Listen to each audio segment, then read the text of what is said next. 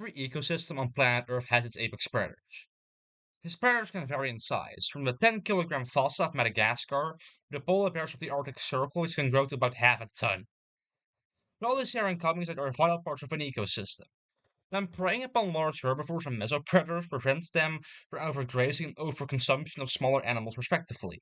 Not growing to plague numbers themselves due to populations growing and shrinking alongside prey populations, and probably so-called self-regulation, which basically just entails they control their own populations through having lower litters, direct killing, and having sparsely populated territories. In a broad sense, an apex predator is a carnivore at the top of the food chain, with no natural predators on its own. Of course, Europe is no stranger to apex predators, and it has quite a few. In the eastern part of the continent, the golden eagle, Aquila crustaceus, soars through the skies, and the hunt for both smaller animals, like rabbits and rodents, and larger game, like goats and deer. While in the north, you can meet the relatively small wolverine, Gulo gulo, which is capable of surprising feats of strength, like successfully hunting reindeer much larger than it on its own.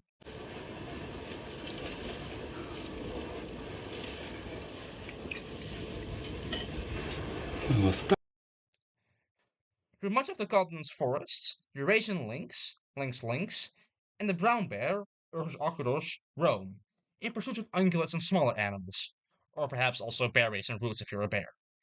And of course, the subject of this video, the wolf, Canis lupus, the largest extant canid, highly social and can pretty much adapt to any ecosystem, from the frozen steppes of Canada to the hot scrublands of India.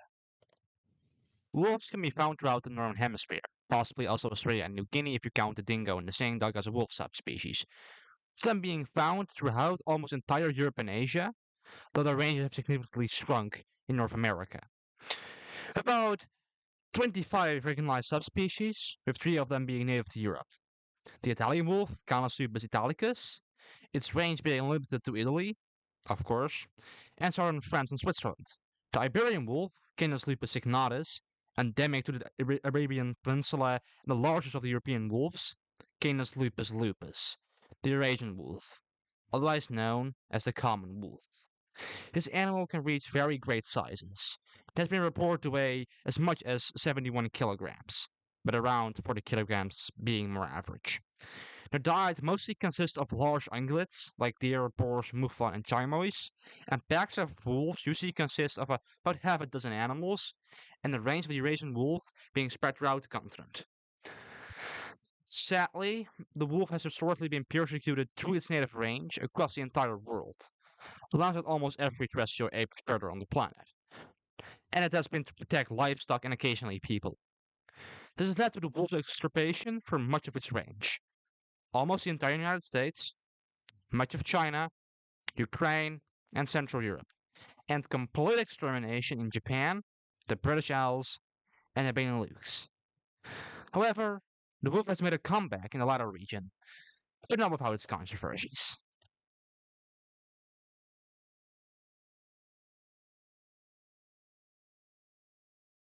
Something that has to be made very clear is that wolves are native to the Netherlands, unlike what certain people like you to think. And like said before, the was heavily persecuted throughout the world, including the Netherlands. The last Dutch wolf of the original population was likely shot in 1868 near Shinfield, Limburg. But for the rest, I can't find much information about on the original population and persecution. And it continued like that for about 150 years. However, in March 2015, a wolf was confirmed to have entered the Netherlands, although reports existed before, like one in 2014, that also recall seeing on an old Dutch cryptid website a photo of a supposed wolf in like 2011, mentioned alongside the Puma of the Veluwe. Though I can't remember the exact website and I can't find the photo, so if any lost media enthusiasts are watching, I have a job for you. Anyway, in 2018, a young female wolf crossed the Dutch border in search of a mate and settled in the Veluwe. Eventually, a male entered the Veluwe as well and mated with said female. And in 2019, the first Dutch pups in a century and a half were born. The first video ever being made being this very cryptid feeling video.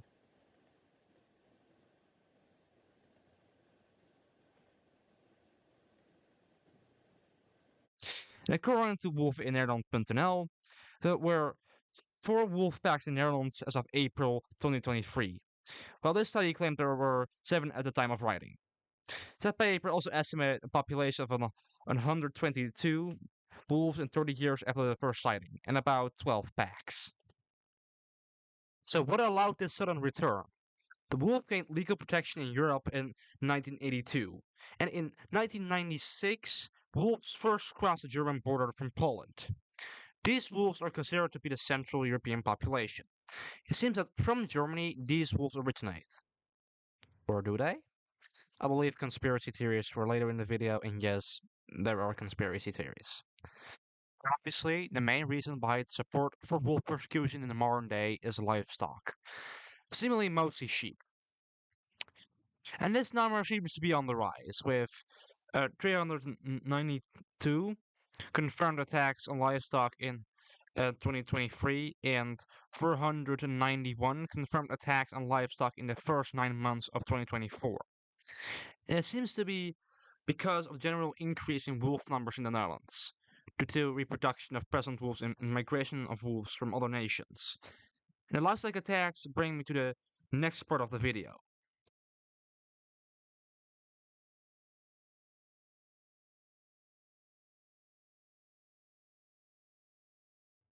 The controversy nobody asked for.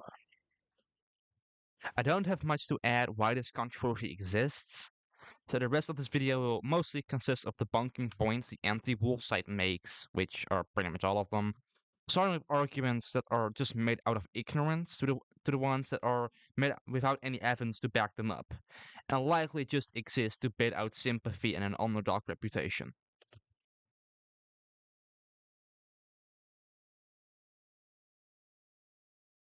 It seems that a lot of these people don't understand why wolves kill more than they eat. A lot of these farmers, and people who don't know any better in general, seem to be under the impression that these killings is something these wolves do for fun. This is the type of stuff that you can easily attribute to lack of understanding on the subject. In science, we call this type of behavior surplus killing. It happens in carnivorians when a group of prey animals is in a situation where they can neither flee nor fight. So the predator kills more than it can eat in one go. For example, in 1976, pair of wolves killed 40 reindeer in 2 weeks, and in one instance, 8 deer in a single night. This was due to heavy snowfall at the time that hindered any form of escape for the deer. Domestic animals, especially sheep, sorry, provided a perfect scenario for this to happen. But that isn't done out of bloodthirst.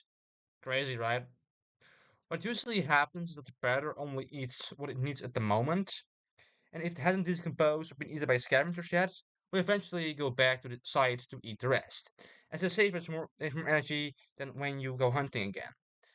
It seems that the only animal we kill for sport are humans, and to a lesser extent, cetaceans.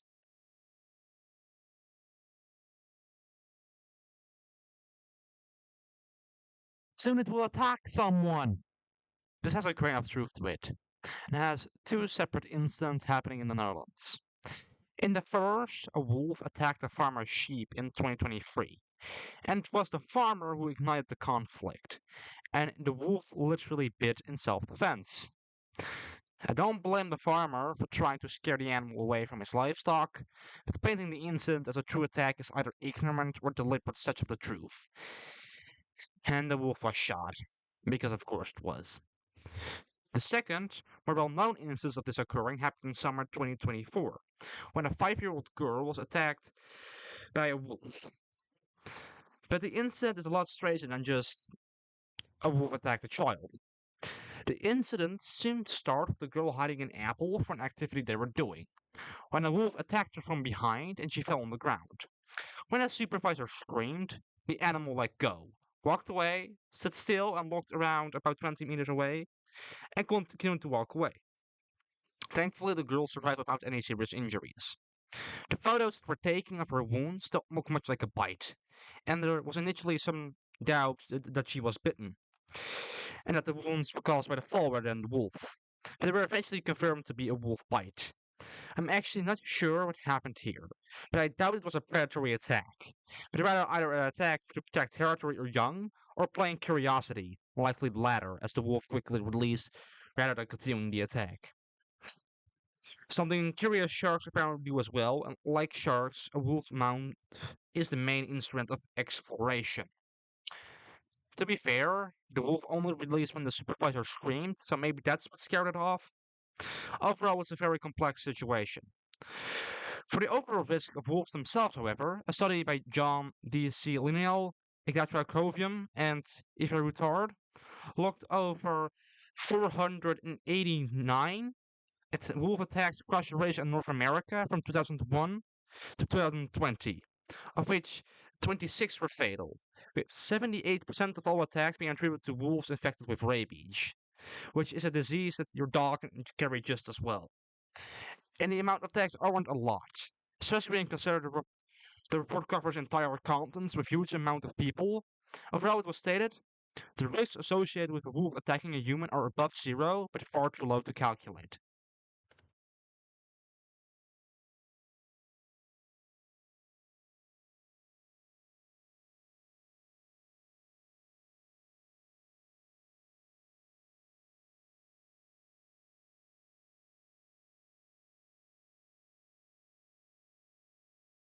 This argument is incredibly anthrocentric. The entire point is that hunters can temporarily replace apex predators until they're back. And even when there are apex predators, it's not like they're gonna take every deer or boar. You can still hunt for meat, for example. Prey species usually handle multiple predator species hunting them at a time. It seems that the administration of the Hoge Veluwe wants to stop wolves from eating an introduced species, so the introduced species can continue blocking the natural development of the nature reserve. I must say I'm not against the preservation of moorland, but placing of the wolf is silly, and it can be preserved by other means, like a shepherd with sheep, which are descendants of the mufflon, and if these are European mufflon, which I think they are descendants of introduced sheep. So they would still serve the same niche in the ecosystem as the mufflon does, with the protection of a shepherd.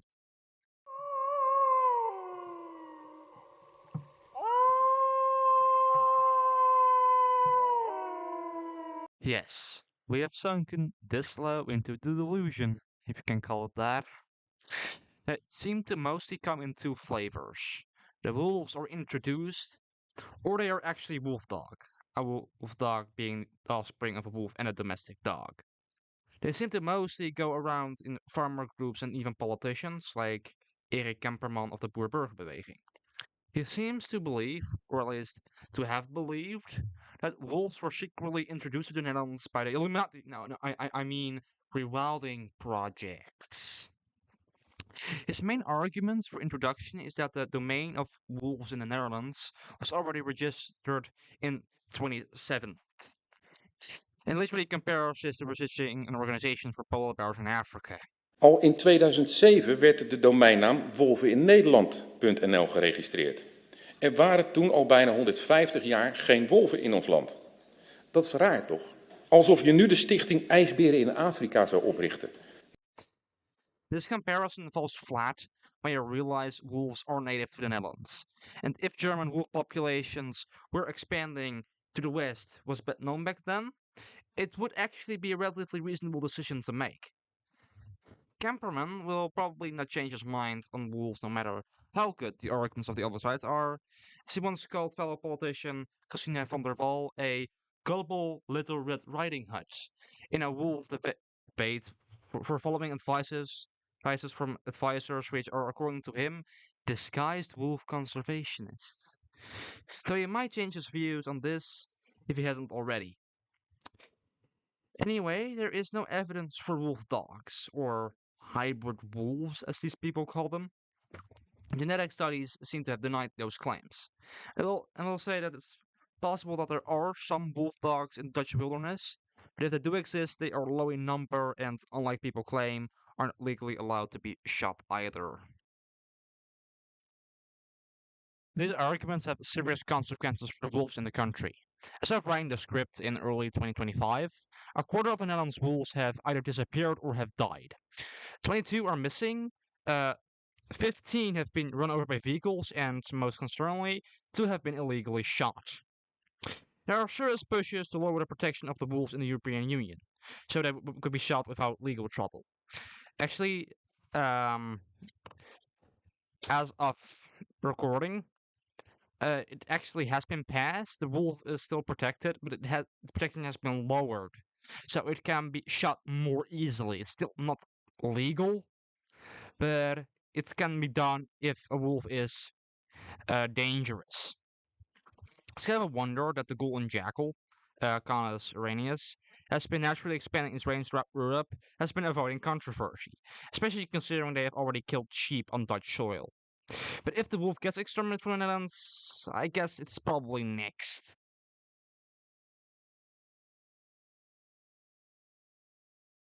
I think it's very important to strike a balance between supporting wolf conservation and supporting rural communities.